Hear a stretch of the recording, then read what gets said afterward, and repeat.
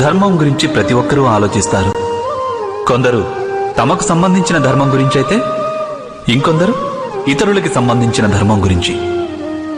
ఇతరుల అధర్మాలను గురించిన చర్చలు జరుగుతూనే ఉంటాయి.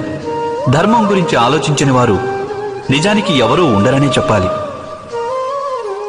ఇంతకీ వాస్తవానికి ధర్మం అంటే ఏమిటి? దాని గురించి ఎవరైనా తెలుసుకోగలిగారా?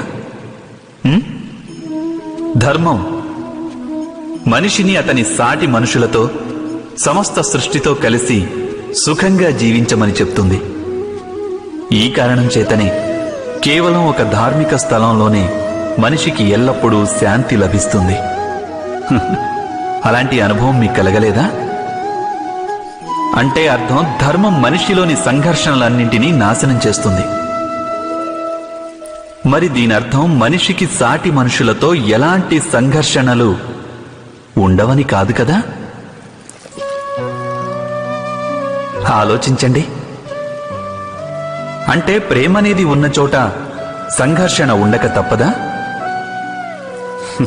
మీరు అవునంటారు కదా, ఖచ్చితంగా ఉంటుందంటారు. కానీ మీరు లోతుగా ఆలోచిస్తే మీకే తెలిసి వస్తుంది. ఎప్పుడైతే సంఘర్షణ జరుగుతుందో అప్పుడు ప్రేమను విస్మరిస్తుంటామని. ఆ తర్వాత కాంక్షలు జనిస్తాయి, అహంకారం కలుగుతుంది, క్రోధం కలుగుతుంది. కానీ ప్రేమ లేదు. ప్రేమనేది ఉదయించదు. ఎందుకంటే ఎక్కడ ప్రేమ జనిస్తుందో అక్కడ అన్ని వివాదాలు, అన్ని సంఘర్షణలు, అన్ని గొడవలు నశించిపోతాయి.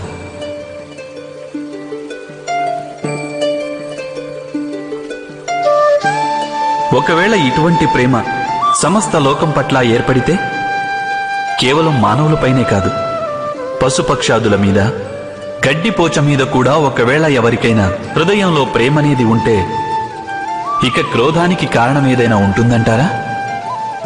ఉండదు కదా. ఒక వ్యక్తి హృదయంలో ఇంకో వ్యక్తి గురించి ప్రేమభావం మొలకెత్తితే, ఆ ప్రేమభావనే సమస్త సృష్టి మీద చూపిస్తే దానిని కరుణ అంటారు. కరుణ అంటే సమస్త విశ్వాన్ని స్వీకరించడం. అందరి మీద కేవలం ప్రేమ తప్ప ఇంకేమీ ఉండదు. ఎక్కడా ఇంకొకరితో విరోధం అనేదే ఉండదు. కరుణే వాస్తవానికి సమస్త ధర్మాల సారం.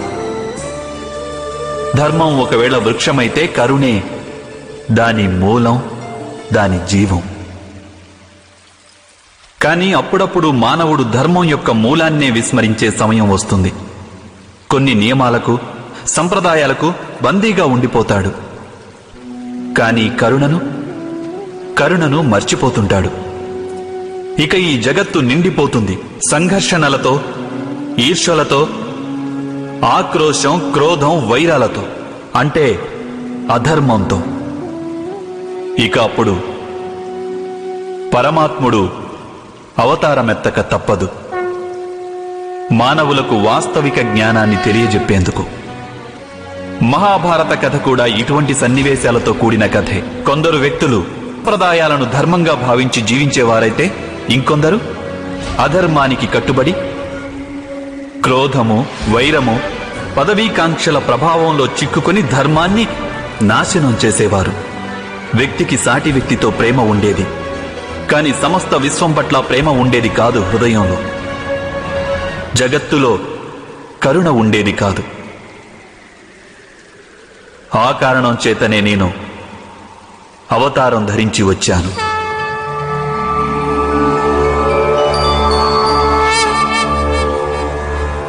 పరిత్రాణాయ సాధూనాం, సాధువులకు ముక్తినిచ్చేందుకు, వినాశాయ చ దుష్కృతం, పాపకార్యాలు చేసేవారిని నాశనం చేసేందుకు,